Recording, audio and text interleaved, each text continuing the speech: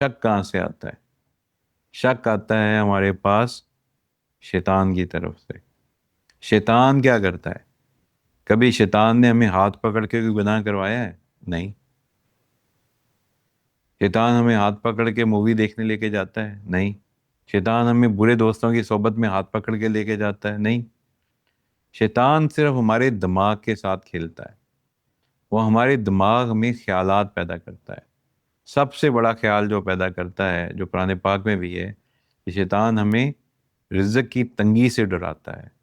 وہ یہ کہتا ہے کہ تم یہ کام کرو گے تو تمہارا مال کم ہو جائے گا، تمہارے حالات خراب ہو جائیں گے، تم غریب ہو جاؤ گے، اور ریزلٹنٹلی تمہاری جو ہے عزت معاشرے میں ختم ہو جائے گی۔